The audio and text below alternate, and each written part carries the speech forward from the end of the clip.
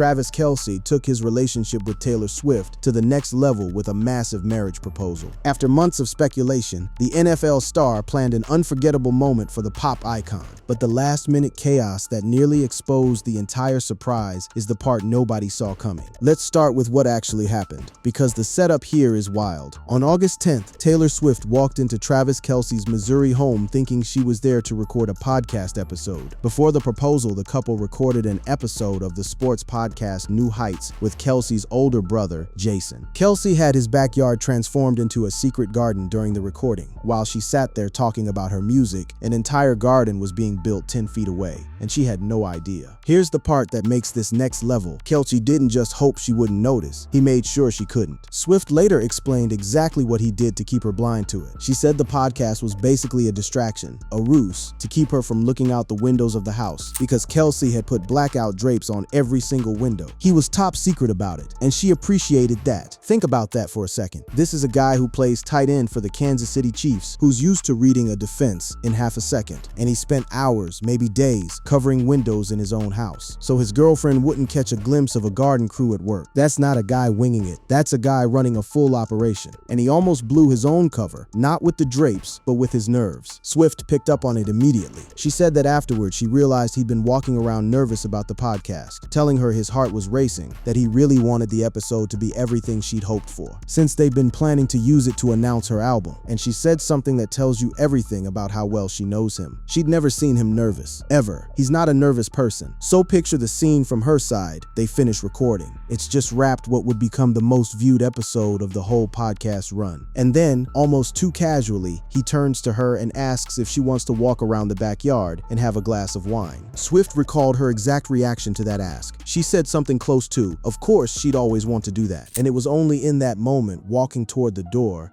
that the blackout curtains and the nervous energy suddenly made sense. She called it, in her own words, the best possible case scenario. Now here's where it gets even more theatrical. This wasn't a plan he cooked up alone in secret. According to his own father, Kelce actually thought about waiting.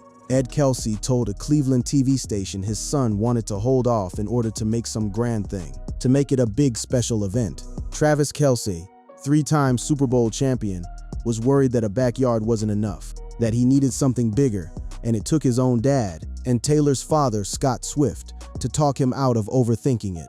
Ed and Scott basically told him he could do it on the side of the road, anywhere, and it would still be a special event. So the guy who eventually blacked out every window in his house and built a secret garden almost delayed the whole thing because he didn't think that was grand enough. That's the scale we're talking about here. This is a man who considered a full flower garden and blackout curtains as his backup plan, not his main event. And once he actually went through with it, the execution was cinematic. After the podcast wrapped, he invited Swift out to the backyard and presented her with an elongated cushion, old mine brilliant cut diamond, bezel set in a yellow gold band with filigree engravings on the sides. Ed Kelce, who got the play-by-play from his son shortly after, described the moment. He said Travis got her out there. They were supposedly about to go to dinner, and he just said, let's go out and have a glass of wine first. Ed said that's when he asked her, and it was beautiful. What happened in the minutes right after is almost as telling as the proposal itself. Ed Kelce wasn't even home when he found out. He was at Philadelphia Eagles practice, watching his other son Jason's team when the call came through. He said the two of them started FaceTiming him, their mother, and Taylor's parents immediately, just to make sure everyone knew before it went anywhere else. Before a single photo went to Instagram, before the world had any idea, the two families were already on video calls together, sharing the moment in real time.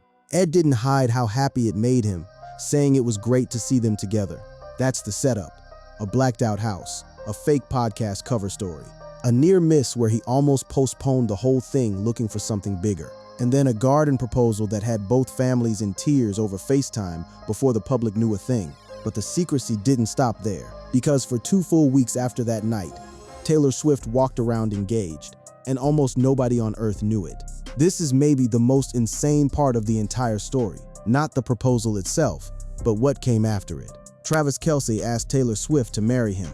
She said yes, and then the two of them just went about their lives, publicly, as if nothing had happened. While the pair announced their engagement on August 26, Kelce actually got down on one knee 2 weeks before that, according to his father.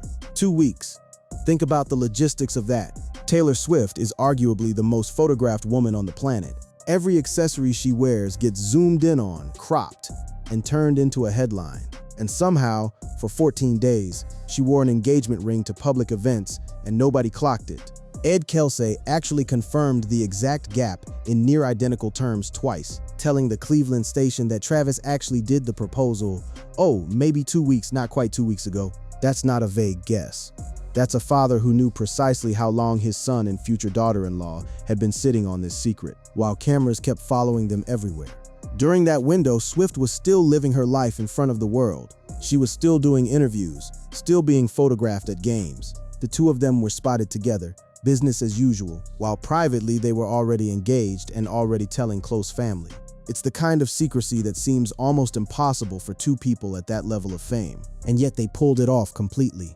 Part of how they managed it comes down to something Kelce built early. Long before any of this, he had a habit of protecting his personal life from the same media storm that follows Swift everywhere. And Swift herself has talked about how deliberate that kind of privacy takes. She once described the difference between a couple that shows up publicly together without fear versus a couple going to an extreme amount of effort to make sure no one knows that you're seeing someone. For 2 weeks after the proposal, they flipped back into that second mode. Except this time the secret wasn't who they were dating. It was that they were getting married. When the news finally broke, it wasn't some tabloid catching them off guard. They announced it themselves, on their own terms, with an Instagram post, and the caption did what Taylor Swift captions always do. It turned a massive life event into a one-liner. The caption played off their careers, joking, "Your English teacher and your gym teacher are getting married," alongside photos of Kelce down on one knee in a garden filled with roses. The internet's response was immediate and enormous. Within 30 minutes of going up, the post had over 3 million likes. That's not a slow build. That's a number that tells you exactly how much of the internet had this couple on notification alert, refreshing the moment something dropped. And once people got past the caption, they went straight for the ring. People described it as a rectangle, old mine, brilliant cut diamond with antique references. And the internet did what it always does with anything Taylor Swift touches. It turned it into a hashtag. Posts under tags built around the ring picked up traction across every platform within hours. Jewelry experts jumped in almost immediately to put a number on it, because of course they did. One appraiser estimated the ring's worth somewhere between $950,000 and $1,270,000, while another expert who specializes in engagement pieces said the stone could be as large as 12 carats and easily worth 7 figures on its own. For a ring, that's an eye-watering number. But for this couple at this scale, it's almost proportionate. What's wild is that all of that online frenzy, the likes, the hashtags, the appraisals, was reacting to something that had already been true, privately, for 2 weeks. The world was losing its mind over news that Taylor Swift and Travis Kelce had already lived with, quietly, side by side, while pretending everything was normal. That kind of restraint, from two people whose entire lives play out in public, is its own kind of insane. But keeping the secret was only half the story. Once it was out, everyone with a platform wanted in on the reaction. And the list of people who showed up to react tells you just how far this moment traveled outside the world of music and football. Before we get to who reacted, it's worth going back to the ring itself, because Kelce didn't just buy something off a shelf, he built it.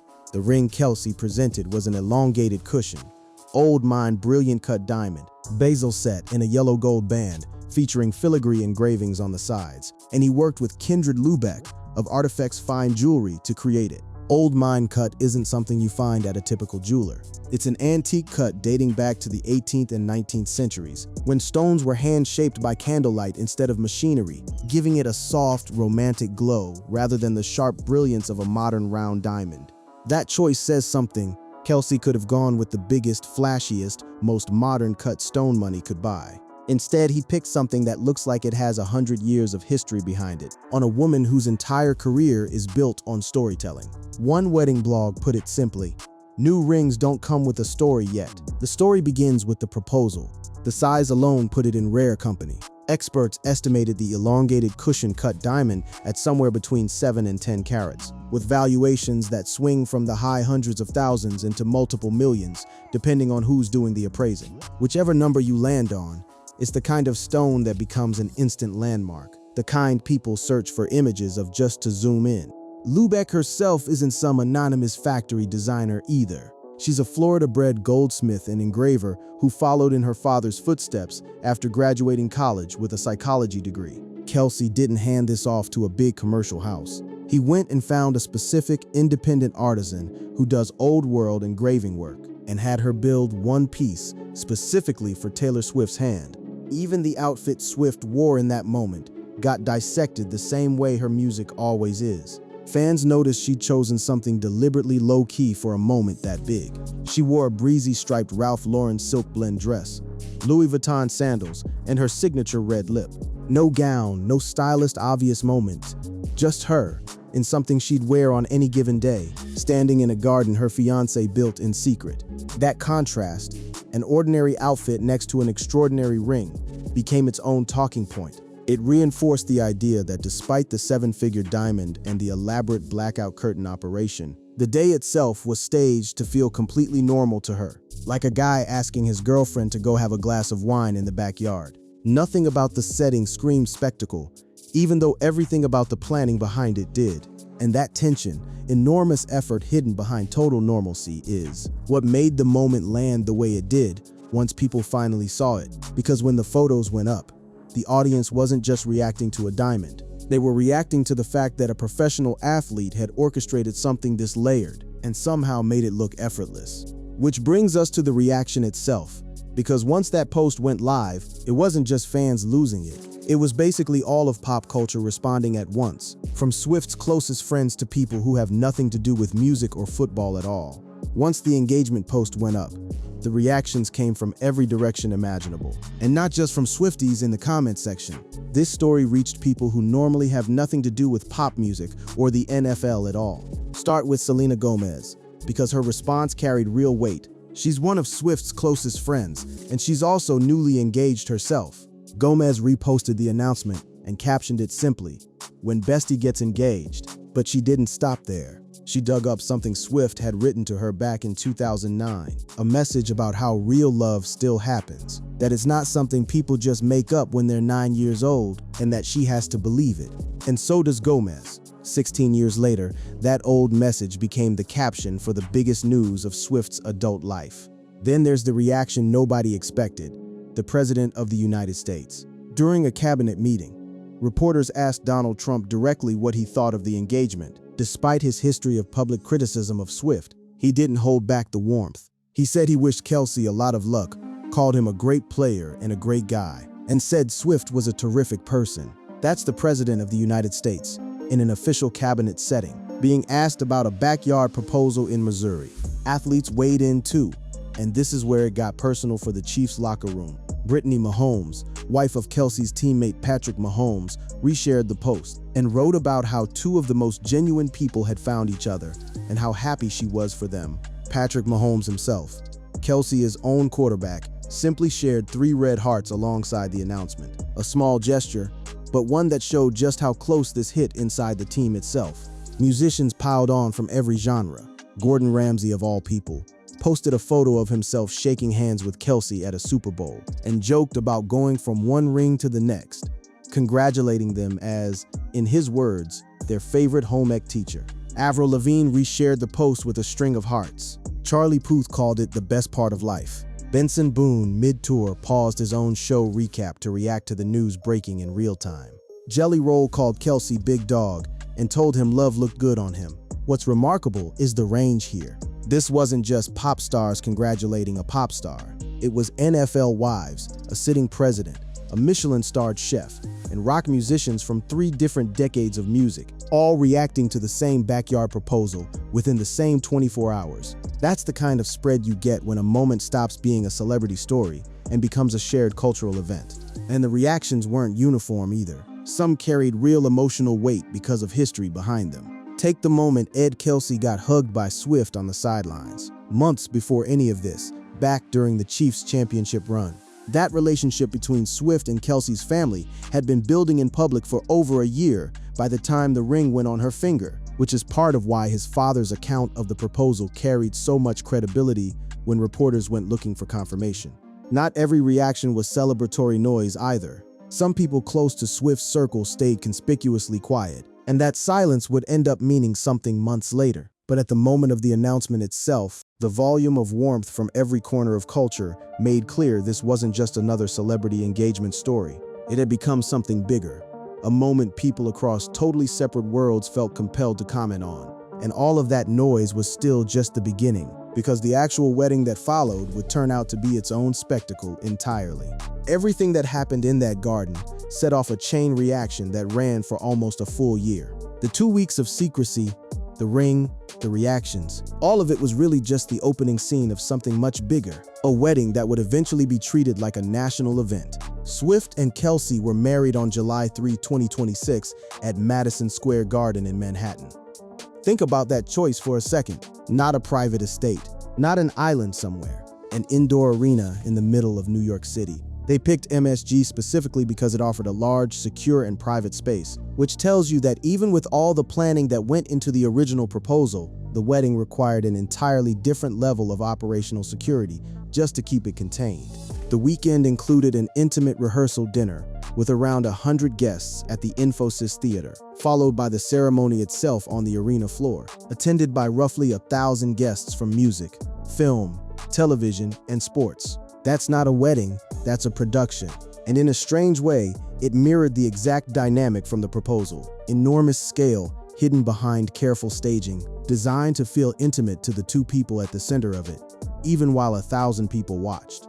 The guest list read like an awards show seating chart. Selena Gomez, Gigi Hadid, Bradley Cooper, Ed Sheeran, Sabrina Carpenter, Jack Antonoff, and Hugh Grant were among the names confirmed in attendance, alongside Karlie Kloss, whose surprise appearance ended years of speculation about her friendship with Swift. Even the outfits became headlines of their own. Gomez wore a champagne column gown from Oscar de la Renta with a crystal-fringed hem, the same designer Swift has favored for years. Not everyone from Swift's old circle made the cut, though, and that absence spoke almost as loud as the guest list itself. Blake Lively, once one of her closest friends and godmother to her children, wasn't there. Lively was nowhere in sight on the wedding day, and reports suggested that was no accident, tied to fallout from a legal battle she'd been in the previous year. A source close to the situation told reporters that Swift was in a different place now, and wanted to be around people she trusted and who brought her peace, and that while it was a shame, she didn't think the friendship was something that could be fixed. It's a reminder that even in the middle of the happiest chapter of her life, Swift was also quietly closing others. The dress itself became a historic first. The bride and groom's wedding looks were created by Christian Dior Haute Couture, designed by Jonathan Anderson in close collaboration with the couple, marking the designer's first couture wedding dress for a world-renowned celebrity. Their shoes were custom-made by Christian Louboutin, and Swift wore Cartier jewelry for the ceremony. And through all of it, Kelce kept circling back to that one recording session that started everything. Less than a week after the wedding, on his own podcast, he finally admitted just how deliberate his mindset was that day. He said that during the entire recording with Swift, the whole time, he was already planning to ask her to marry him the moment they finished. His brother Jason pointed out that the episode had become their most viewed of all time, which means the exact recording Kelce used as cover for his blackout curtain operation ended up being the most watched thing they'd ever put out, for reasons the audience didn't even know at the time. Swift, for her part, has been fairly guarded about the wedding planning itself in the months since, which tracks with everything we've seen from this couple. Enormous moments, hidden behind quiet execution, until they're ready to show the world exactly what they built. She did open up a little when asked about it on UK radio, admitting she never used to think much about what kind of wedding she wanted, until she met the person it would actually be for. So when you line it all up, the blacked out windows, the staged podcast, the 2 weeks of silence, while she wore a 7-figure ring in public without anyone noticing, the president weighing in, the goldsmith who hand-built an antique-style diamond, and finally an entire arena in Manhattan turned into a wedding venue. It's hard to find a proposal in recent memory that involved this much planning, this much secrecy, and this much fallout, good and bad.